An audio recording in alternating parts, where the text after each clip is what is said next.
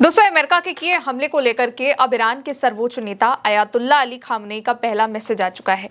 Khamenei ने Donald Trump और Benjamin Netanyahu को चेतावनी जारी कर दी है। साथ ही दोस्तों, दूसरी तरफ ईरान के फार्स न्यूज एजेंसी ने छापा है कि ईरान ने ऐलान कर दिया है कि वो बहुत जल्द अपना परमाणु हथियार बनाने वाला है, खासकर अब जब अमेरिका ने सीज फायर को तोड़ते हुए दोबारा से हमले शुरू कर दिए हैं। सबसे पहले आपको वो आर्टिकल दिखाते हैं जो कि दी हॉर्मुज लेटर ने फार्स न्यूज के हवाले से छापा हुआ है। इसमें लिखा है कि फार्स के अकॉर्डिंग ईरान के सरकारी मीडिया का कहना है कि ईरान पर कब्जा करने और उसके टुकड़े टुकड़े करने के सैन्य विकल्प को खत्म करने के लिए अब उसके पास परमाणु बम हासिल करने के अलावा कोई चारा नहीं है। उनका तर्क है कि मौजूदा बातचीत सही स्थिति से करने के लिए ईरान को पूरी तरीके से परमाणु क्षमता हासिल करनी होगी। ईरान का यह भी कहना है कि परमाणु हथियार हासिल करने का फैसला सिर्फ बातचीत में मजबूत स्थिति पाने के लिए नहीं है, बल्कि इसके पीछे ट्रंप की ईरान को दी गई हालिया 2 परमाणु धमकियां हैं। इनमें अप्रैल में दी गई चेतावनी शामिल है कि आज रात एक पूरी सभ्यता खत्म हो जाएगी, और मई में दी गई धमकी कि ईरान से एक बड़ी चमक निकलेगी। ये अब तक ईरान के सरकारी मीडिया में परमाणु हथियारों के समर्थन में की गई सबसे सीधी वकालत में से एक है। साथ ही ये जो दावा है वो फार्स न्यूज पर एक यूजर की पोस्ट से आया है, और सरकारी मीडिया आउटलेट ने अभी तक किसी आधिकारिक लेख से अभी इसको नहीं छापा है।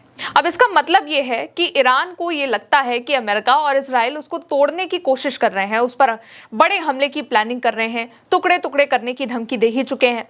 अब ईरान कहता है कि दुनिया से बातचीत करते वक्त मजबूत बनने के लिए उसको पूर्ण परमाणु क्षमता यानी कि परमाणु बम हासिल करनी होगी, ताकि कोई भी उस पर आसानी से हमला नहीं कर सकेगा और एक डर बना रहेगा। ईरान का जो परमाणु कार्यक्रम है वो कई दशकों से इंटरनेशनल राजनीति का एक बहुत बड़ा मुद्दा रहा है।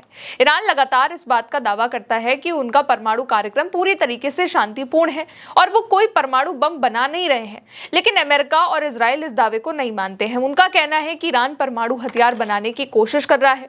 2015 में परमाणु समझौता हुआ और इसके तहत ईरान ने यूरेनियम संवर्धन यानी कि एनरिचमेंट का जो स्तर था वो 3.67% तक सीमित रखने पर सहमति जता दी थी। 2018 में ट्रंप ने अमेरिका को 2015 के परमाणु समझौते से बाहर निकाल लिया, और इसी के बाद ईरान ने धीरे धीरे करके अपना यूरेनियम संवर्धन का जो स्तर था वो बढ़ाना शुरू कर दिया। अब अंतर्राष्ट्रीय परमाणु ऊर्जा एजेंसी यानी कि IAEA के मुताबिक जून 2025 तक ईरान के पास 60% तक हाईली एनरिच्ड यूरेनियम है, और उसके पास 60% संवर्धित यूरेनियम का करीब 400 किलोग्राम भंडार है, जिससे बहुत आसानी से परमाणु हथियार बन सकते हैं। बड़ी बात यह है कि अंतर्राष्ट्रीय परमाणु ऊर्जा एजेंसी का ये जो आकलन है वो जून 2025 का है, और अभी जो चल रहा है साल वो है 2026। इसलिए कई हद तक ये भी माना जाता है कि अब ईरान का जो परमाणु एनरिचमेंट है वो कई ज्यादा हो चुका होगा, यूरेनियम एनरिचमेंट 60% से भी ज्यादा, और इससे बहुत आसानी से हथियार बनाए जा सकते हैं, एटम बम तैयार किए जा सकते हैं। अब अमेरिका फिर से यही चाहता है कि ईरान अपना जितना भी यूरेनियम है वो नष्ट कर दे, लेकिन ईरान इसके लिए तैयार नहीं है, और अब ईरानी मीडिया ये कह रहा है कि ईरान के पास परमाणु हथियार होना बहुत जरूरी है। तो अभी जो ईरान की और अमेरिका की जो MOU डील चल रही है उसमें भी यही जिक्र है कि जब ये 60 दिनों का समझौता कंप्लीट होता है तो ईरान इस बात के लिए इस शर्त को मानेगा अमेरिका की कि वो 20 साल तक अपना यूरेनियम संवर्धन रोक देगा। अभी इसको लेकर के बहुत खटपट है।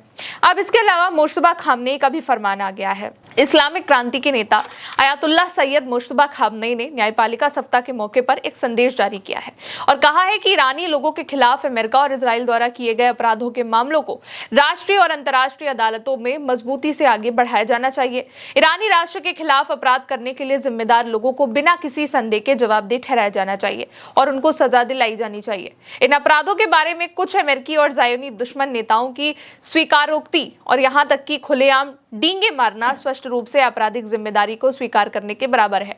यानी कि यहाँ पर मुश्तबा खामनेई इस बात को कहना चाह रहे हैं कि जिस तरीके से अमेरिका और इजराइल ने ईरान के लोगों पर हमला किया, ईरान पर युद्ध थोपा, वो एक जुर्म है, और जिस तरीके से ये दोनों इसके लिए गर्व करते हैं कि हाँ हमने हमला किया, ये खुद में एक ऐसा है कि वो अपना जुर्म कबूल कर रहे हैं और इसके लिए उनको जवाबदेह ठहराया जाना चाहिए। इसके अलावा इन बयानों में ईरानी राष्ट्र से छीने गए अधिकारों को वापस पाने के लिए एक मजबूत आधार तैयार किया गया, ये भी कहा गया।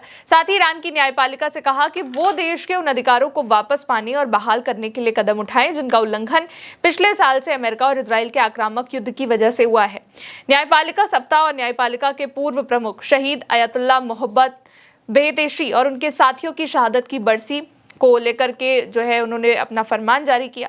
अयातुल्ला खामनेई ने कहा कि इस वक्त पूरी ईरानी जनता के सामने सबसे जरूरी कानूनी और न्यायिक मुद्दों में से एक है अंतर्राष्ट्रीय अपराधियों और अहंकारियों व आक्रामक ताकतों द्वारा छीने गए अधिकारों को वापस पाना और उनको बहाल करना।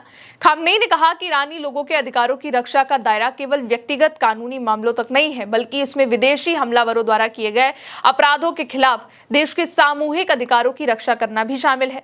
अयातुल्ला खामनेई ने कहा कि अंतर्राष्ट्रीय अपराधियों और वैश्विक हमलावरों द्वारा छीने गए अधिकारों के लिए कानूनी कार्रवाई करना खासकर पिछले साल से न्यायपालिका की सबसे अहम जिम्मेदारियों में से एक भी है। कहा कि ईरान के खिलाफ 2 आक्रामक युद्ध जो जून 2025 और फरवरी 2026 में अमेरिका और इजराइल द्वारा छेड़े गए थे, उसमें मारे गए लोगों का खून, साथ ही ईरान और उसके लोगों को देश के अंदर और बाहर जो शारीरिक, मानसिक, भौतिक, आध्यात्मिक नुकसान पहुंचाया गया, ये सब मिलकर सैकड़ों हजारों महत्वपूर्ण कानूनी मामलों का आधार बनते हैं। तो यहाँ पर मुश्तबा खामनेई ने अमेरिका और इजराइल को सजा देने की मांग करी है। साथ ही ईरानी मीडिया एक बहुत बड़ी खबर छाप रहा है और वो यही है कि अब ईरान का मानना ये है कि किसी भी बातचीत की मेज तक पहुंचने के लिए सबसे जरूरी ये है कि उसके पास परमाणु हथियार हो ताकि उसका दबदबा कायम रहे। फिलहाल अभी के लिए इस रिपोर्ट में इतना ही।